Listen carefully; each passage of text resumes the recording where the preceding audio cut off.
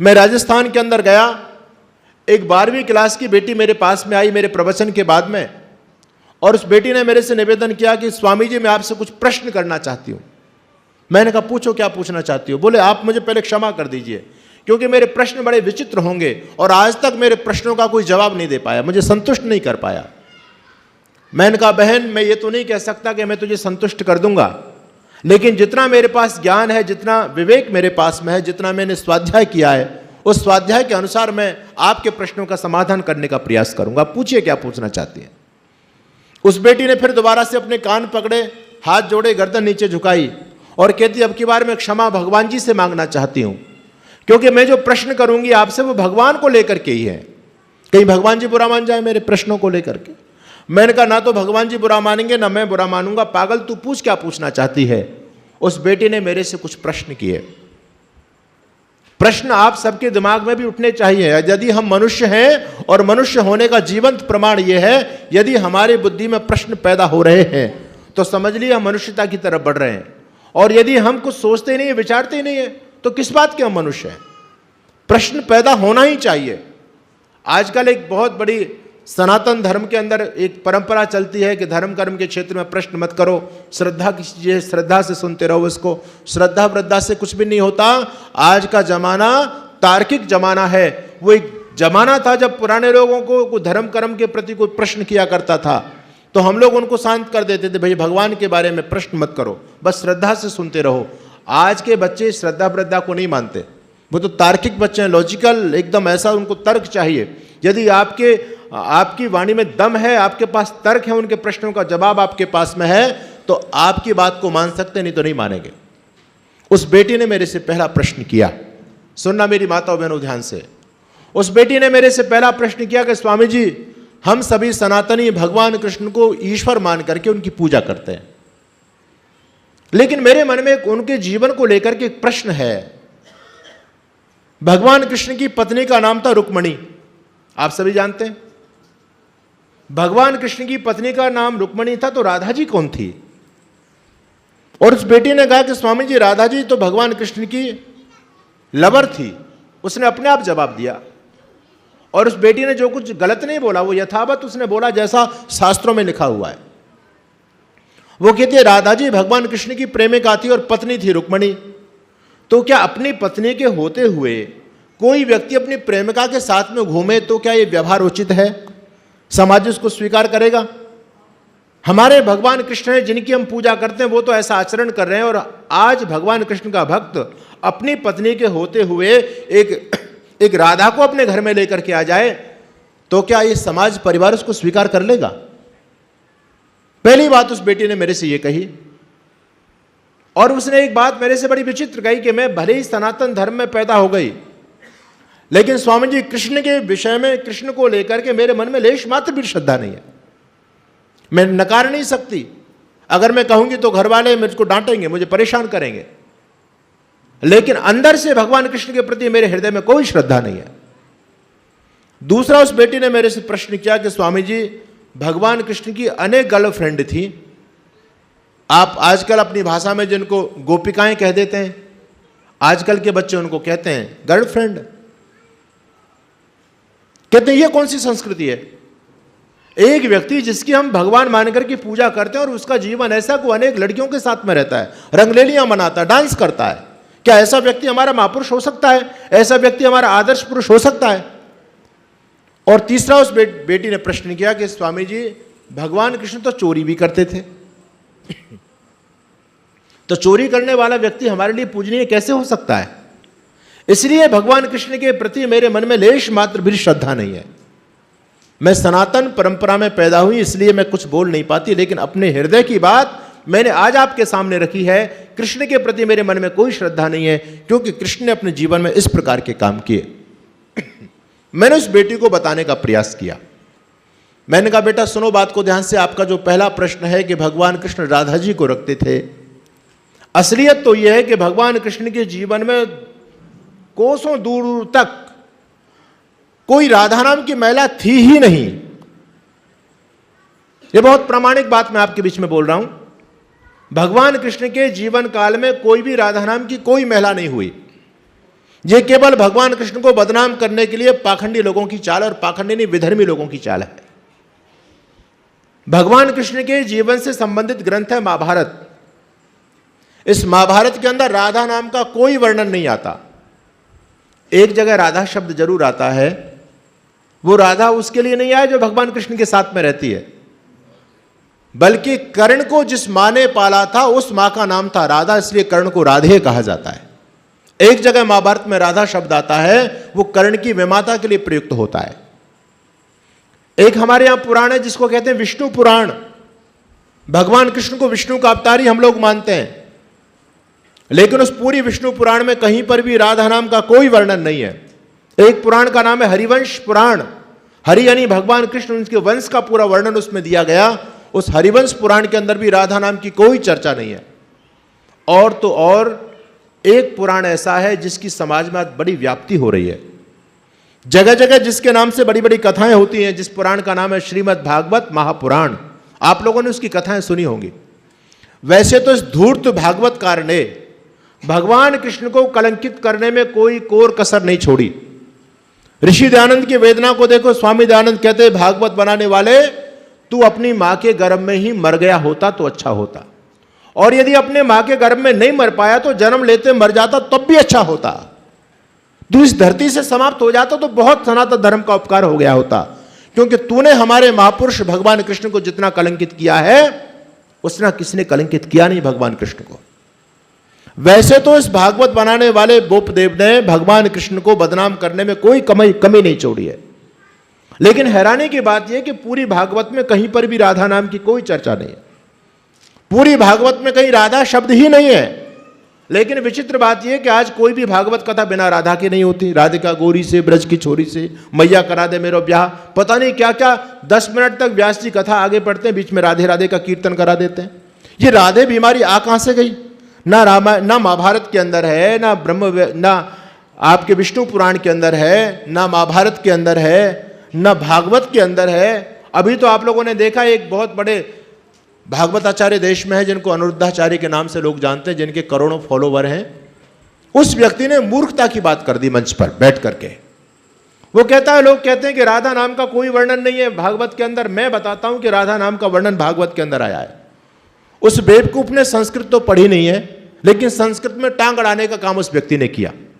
उसी के मंच पर उसके साथ में उसके गुरुजी बैठे थे, एक पंडित जी महाराज, और उस व्यक्ति ने जैसे ही संस्कृत के श्लोक के साथ खींचातानी शुरू की, और खींचातानी कैसे? जैसे आपके हरियाणा के अंदर एक रामपाल है, वो भी बिल्कुल निरक्षर भट्टाचार्य, संस्कृत की ABCD भी नहीं जानता वो व्यक्ति, और वो भी संस्कृत में टांग अड़ाता है। और स्थिति इनकी क्या है? वेद का एक मंत्र आता है, वो पुरुष सूक्त का मंत्र है। ऋषि दयानंद ने भी सत्यार्थ प्रकाश में जिसको दिया है, मंत्र का नाम है सपर्यगा शुक्रमकाय अवर्णा असना विरम शुद्धमा पाप विद्धम कबीर मनीषी परिभू स्वयंभू। इस मंत्र में कवि शब्द आया, कवि।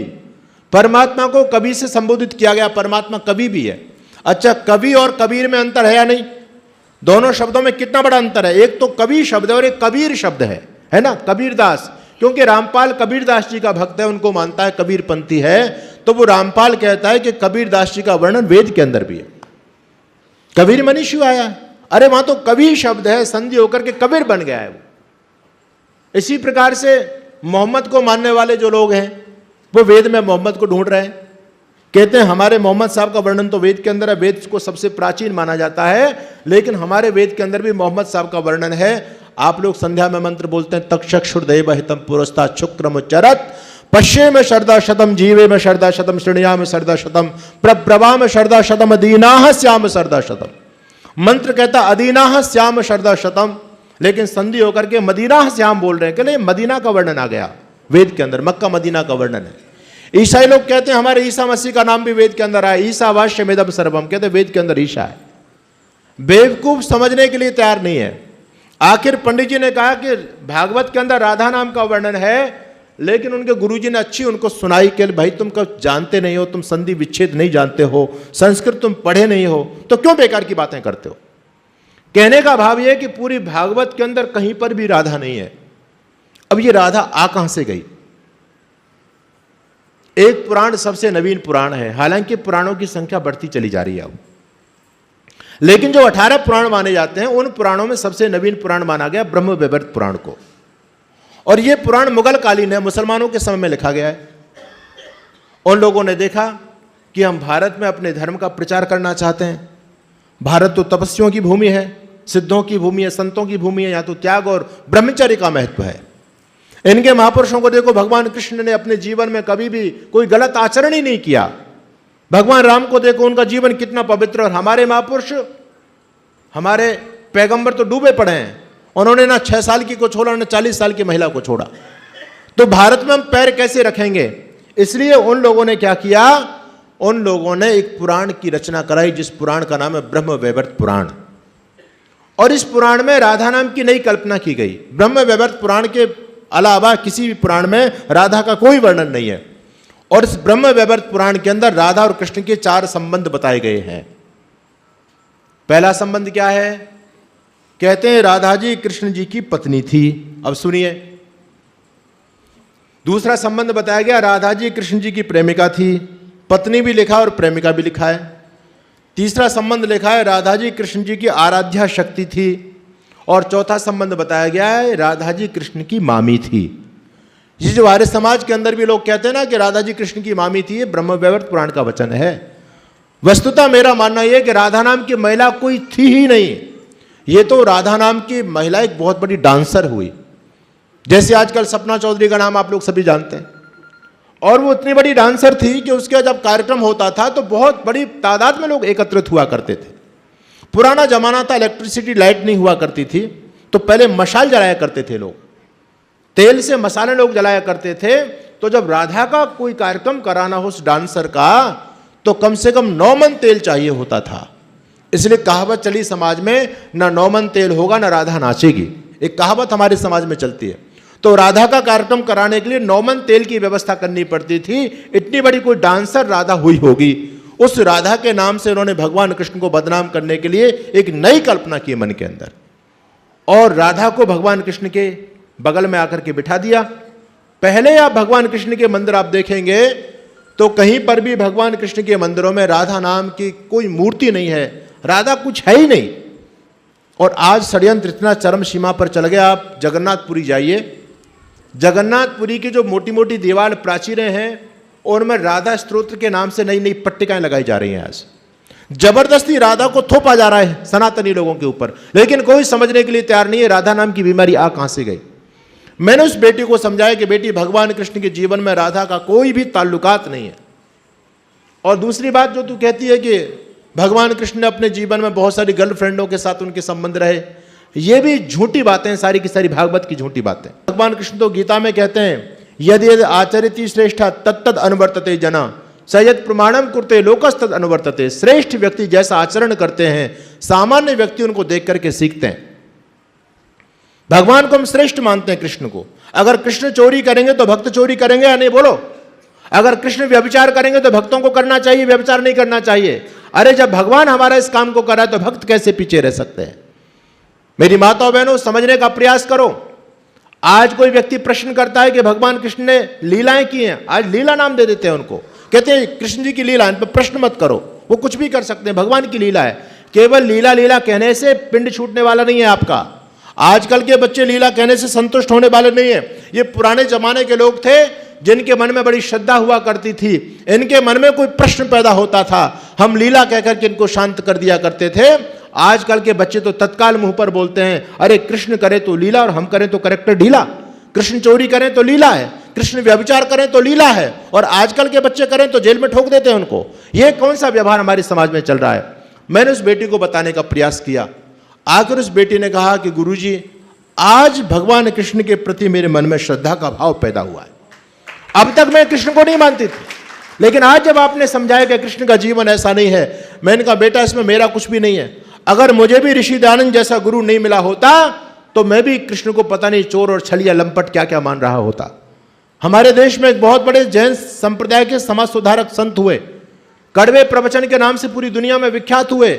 मुनि तरुण सागर जी महाराज बहुत अच्छे राष्ट्रवादी संत थे। उन्होंने जयपुर के आरएसएस की सभा में, जहां पर लगभग 10,000 लोगों की उपस्थिति थी, विजयदशमी के कार्यक्रम में उन्होंने भरे मंच से एक बात कही, अगर कृष्ण के चरित्र को जीवन में अपनाओगे तो सिर पर इतने जूते पड़ेंगे, एक बाल भी नहीं बचेगा। ये बात कही मुनि तरुण सागर ने। मंच पर बड़े बड़े लोग बैठे हुए थे, कोई भी मुनि तरुण सागर की बात का प्रतिकार नहीं कर पाया। अच्छा, मुनि तरुण सागर ने क्या कुछ गलत बोला? भाई, जैसा कृष्ण को पुराणों में लिखा है, जिन पुराणों को आप अपना धर्म ग्रंथ मान करके आज चल रहे हैं, इन पुराणों में जैसा भगवान कृष्ण का चरित्र चित्रण किया गया है, उस चरित्र चित्रण के आधार पर मुनि तरुण सागर ने बोल दिया। अगर मुनि तरुण सागर ने ऋषि दयानंद को पढ़ा होता, वो ऋषि दयानंद की भावना को समझते कि स्वामी जी कहते हैं कि कृष्ण का जीवन अति उत्तम है, उन्होंने जन्म से लेकर के मृत्यु पर्यंत एक भी निंदित कर्म नहीं किया। लेकिन मुनि तरुण सागर कह रहे हैं कि कृष्ण के चरित्र को जीवन में अपनाओगे तो सिर पर इतने जूते पड़ेंगे, एक बाल नहीं बचेगा। बताओ, कृष्ण के सम्मान को रक्षा कौन कर रहा है? कृष्ण को यथावत कौन मान रहा है? आर्य समाज मानता है या पौराणिक पाखंडी लोग मानते हैं?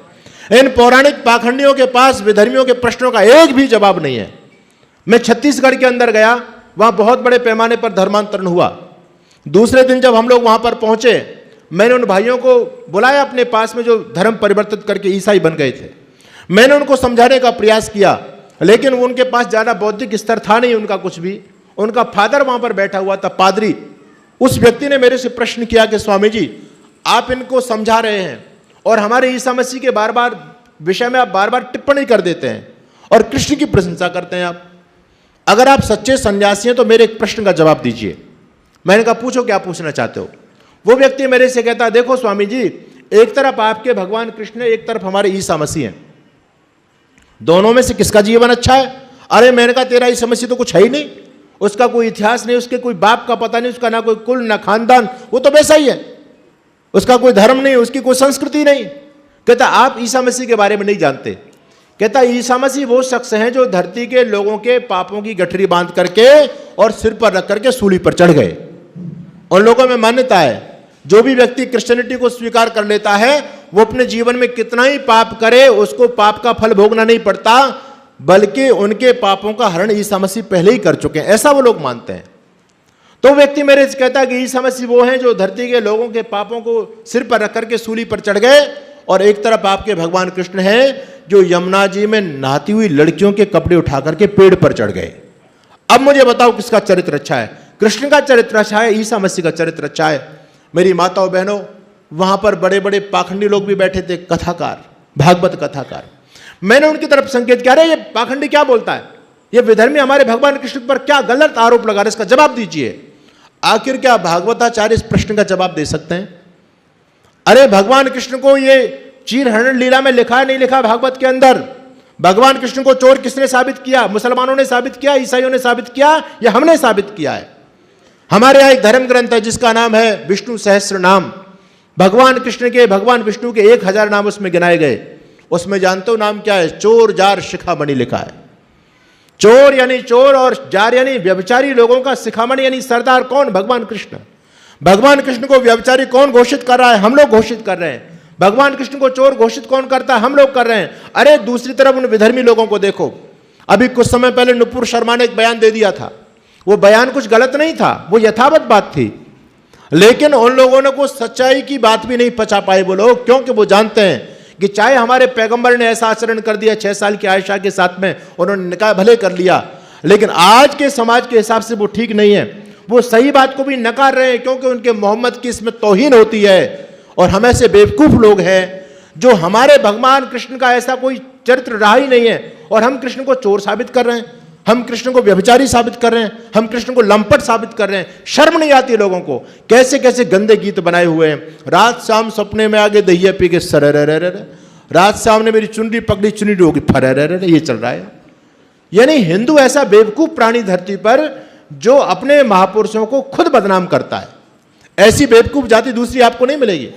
अभी हनुमान जयंती गई, हनुमान जी को क्या मानते हैं हम लोग? बंदर। अरे विद्वान तो हमारे समाज के लोग ही तो मानते हैं हनुमान जी को, बाकी पूरा पौराणिक जगत हनुमान जी को क्या मानता है? कहते हैं जी हनुमान जी बंदर थे। अरे बेवकूफ लोगों, एक बात सोचो कि हमारे जब पूर्वज, हमारे महापुरुष बंदर होंगे तो हम उनसे क्या प्रेरणा ले पाएंगे? एक तरफ भगवान राम कहते हैं, जब हनुमान जी की और भगवान राम की पहली मुलाकात होती है ऋषिमुख पर्वत पर, तो जब हनुमान जी को भगवान राम ने देखा तो भगवान राम लक्ष्मण जी से कहते, जब हनुमान जी मिलकर के चले गए तो भगवान राम कहते हैं लक्ष्मण देखो हनुमान जी कितने सुंदर है, इनकी नाक कितनी अच्छी, इनकी आंख कितनी, इनकी आकृति कितनी सुंदर है, कितना भव्य इनका रूप है। अच्छा बंदर कोई सुंदर होता है क्या? बंदर कितना कुरूप होता है। भगवान राम प्रशंसा करते हैं कि हनुमान कितने सुंदर, उस हनुमान जी का बंदर का मुंह हमने बना दिया। आश्चर्य की बात है। भगवान कृष्ण कहते हैं न ऋग्वेद विनीतस्य, भगवान राम ने हनुमान जी के बारे में कहा न ऋग्वेद विनीतस्य न अथर्वेद धारिणा न सामवेद शक्य में विभाषितम। जिस व्यक्ति ने अथर्वेद को नहीं पढ़ा हो, जो सामवेद का विद्वान नहीं हो और जिसने ऋग्वेद के बारे में नहीं जाना हो, ऐसा व्यक्ति तो ऐसा संभाषण कर ही नहीं सकता। इसका मतलब हनुमान जी तीनों वेदों के विद्वान थे। अरे क्या बंदर वेद पढ़ सकता है? हनुमान जी अपने गले में यज्ञोपवीत धारण करते हैं। तुलसीदास जी कहते हैं हाथ ध्वज और वज्र विराजय, कांधे मुझ जनेऊ साजय। हनुमान जी के गले में यज्ञोपवीत रहता है। क्या बंदर यज्ञोपवीत पहनेगा? हनुमान जी के हाथ में हमेशा ध्वज रहता है ना, भगवा ध्वज रहता है। क्या बंदर के हाथ में भगवा ध्वज रह सकता है? कोई भी बेवकूफ समझने के लिए तैयार नहीं है। हम समझाते हैं, कहते जी आर्य समाजी लोग हैं तो खंडन करते हैं, इनका काम ही खंडन करना है। अरे भाई खंडन करना काम नहीं है, हम अपने महापुरुषों के सम्मान को बचाने की लड़ाई लड़ रहे हैं। लोगों ने भगवान कृष्ण हनुमान को बंदर बना करके घोषित कर दिया। समझने के लिए कोई तैयार नहीं है। वहां पर वानर लिख दिया। अच्छा वानर कुछ गलत नहीं, हनुमान जी वानर तो थे, इसमें कौन सी बात है, लेकिन थोड़ी बुद्धि तो चाहिए ना समझने के लिए। स्थिति यहां तक हो गई है, एक व्यक्ति चला गया और उस व्यक्ति ने जाकर क्या, भैया आजकल तो दुकानों को बंदर खाने लग गए, बंदर दुकान खा जाते हैं। एक समझदार आदमी ने कहा तू बड़ा बेवकूफ आदमी है। अरे बंदर आदमी खा जाए, बंदर कपड़े को फाड़ दे, बंदर फल खा जाए, ये बात समझ में आती है, भले आदमी, दुकानों को बंदर क्या खाएंगे? वो कहता मैंने तो भैया प्रमाण बात करता हूं, प्रामाणिक बात है, मैंने अपनी आंखों से देखा, लिखा हुआ है। वो व्यक्ति कहता कहां लिखा देखा? बोले चलो मेरे साथ। उसको मार्केट में ले गया। दुकान के ऊपर लिखा हुआ था इस दुकान को रविवार को बंद रखा जाता है। और उस बेवकूफ ने क्या जोड़ा? रखा जाने वाला रा इधर जोड़ दिया। इस दुकान को रविवार को बंदर खा जाता है। यह स्थिति हमारी चल रही है। कोई समझने के लिए तैयार नहीं है। भैया जब तक आपकी थोड़ी शास्त्रीय योग्यता नहीं होगी तब तक इन शब्दों का अर्थ नहीं निकाल सकते। वानर का मतलब बंदर नहीं, वानर का मतलब वन में रहने वाले नर। आज भी उपजाति होती है हमारे यहाँ महाराष्ट्र, हमारे हिमाचल प्रदेश में आज भी उपजाति जो नाग लिखते हैं, नाग नाम के आगे नाग लिखते हैं, तो क्या वो नाग हैं? है तो आदमी। आदमी होकर के बाद नाग लिख रहे हैं, वो उनकी उपजाति है, जिसको अंग्रेजी में आप सरनेम बोलते हैं, उनका सरनेम है नाग। हमारे पंजाब के कभी राज्यपाल हुआ करते थे जिनका नाम है जय सुखलाल सिंह हाथी, वो हाथी लिखते थे। तो आदमी थे या हाथी थे? वीपी गिरी इस देश के राष्ट्रपति हुए। गिरी का मतलब क्या होता है? गिरी का मतलब होता है पहाड़। तो वो पहाड़ थे, आदमी थे? वो भी आदमी थे। आपके हरियाणा में बहुत से लोग मोर लिखते हैं, मोर। तो क्या वो मोर है नाचने वाले, पंख वाले मोर हैं क्या? है तो आदमी। आप लोगों में बहुत सारे लोग बैठे हैं, हमारे प्रधान जी बैठे हैं, नाम क्या है जी इनका? आनंद सिंह है जी, दिलबाग सिंह। अच्छा सिंह का मतलब क्या होता है? तो ये शेर है, आदमी है? कोई समझने के लिए तैयार नहीं है। बस जी वो बंदर लिखा है, वो तो वानर है, वो वानर थे, वानर बना दिया। अरे भाई सोचो, ऐसी बेवकूफ कौम हिंदू कौम है जो अपने महापुरुषों के सम्मान को नहीं बचा पा रही। इसलिए विदेशी विधर्मी लोग हंसते हैं हमारे महापुरुषों को लेकर के। मैं ऋषि दयानंद जी के जीवन की घटना आपके बीच में बोल रहा था। पंडित नीलकंठ ने आकर के स्वामी जी के पैर पकड़े और पंडित नीलकंठ कहता स्वामी जी मेरी बड़ी दुर्गति हो गई। अपने पूरे जीवन का वृत्तांत बताते हुए पंडित नीलकंठ कहते हैं स्वामी जी मैं बड़ा विद्वान कथाकार था, मेरी कथा के अंदर एक पादरी आया और उस पादरी ने आकर के मेरे से कहा कि पंडित नीलकंठ तुम सनातनी हो, हम क्रिश्चियन हैं, हम आपके सनातन धर्म को लेकर के आपसे कुछ प्रश्न करेंगे आज, और आप मेरे प्रश्नों का जवाब दे देंगे तो आज से ही मैं अपने क्रिश्चियनिटी को छोड़ करके सनातनी बन जाऊंगा, और तुम मेरे प्रश्नों का जवाब नहीं दे पाओ तो तुम सनातन को छोड़ करके ईसाई बन जाना। बोलो बात मंजूर है? वो एक दौर था जब इस प्रकार की शर्तें लगा करती थी। पंडित नीलकंठ को कहना पड़ा ठीक है मुझे मंजूर है। अब उस फादर ने क्या प्रश्न किए? वो फादर कहता है पंडित नीलकंठ कृष्ण ने अपनी मामी राधा के साथ में दुराचार किया, ठीक है? कहां लिखा है? ब्रह्म वैवर्त पुराण के अंदर स्पष्ट लिखा है।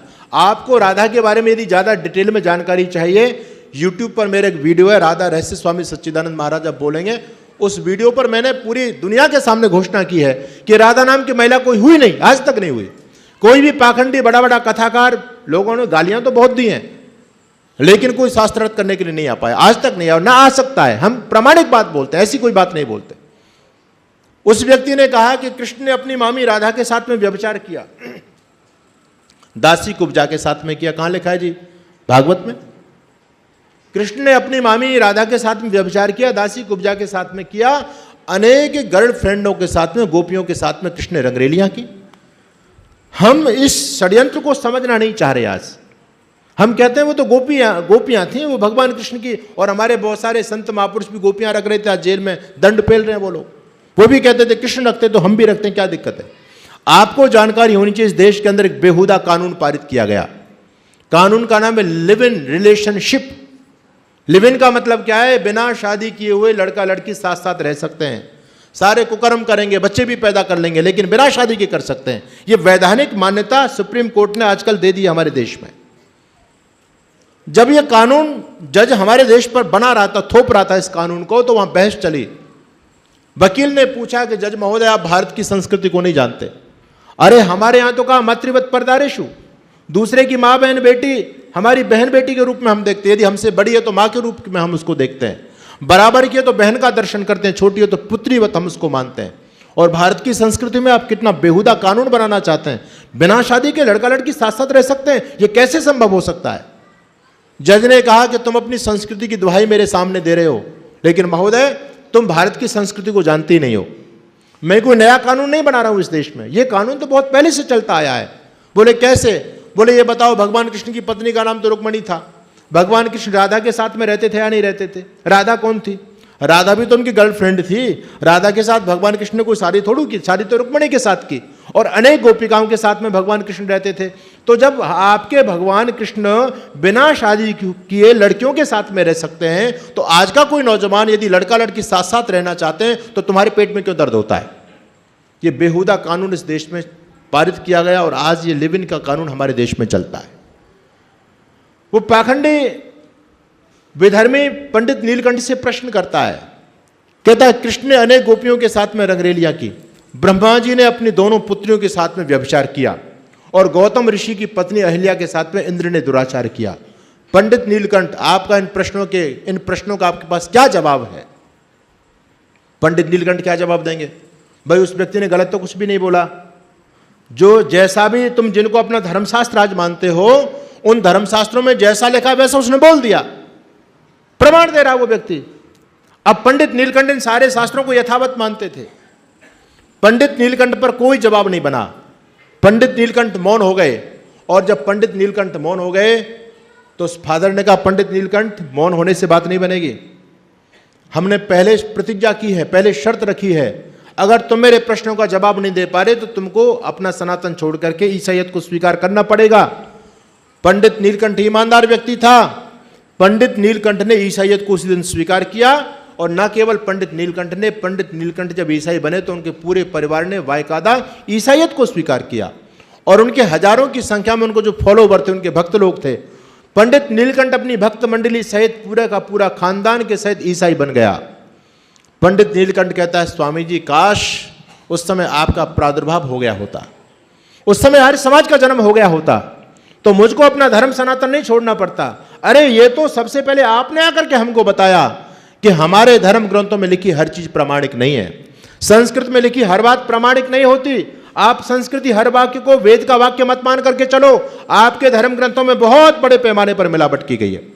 ये तो सबसे पहले आपने बताया कि कृष्ण का जीवन इतना अत्युत्तम है, इतना पवित्र है, उन्होंने जन्म से लेकर के मृत्यु पर्यंत कोई भी निंदित कर्म नहीं किया।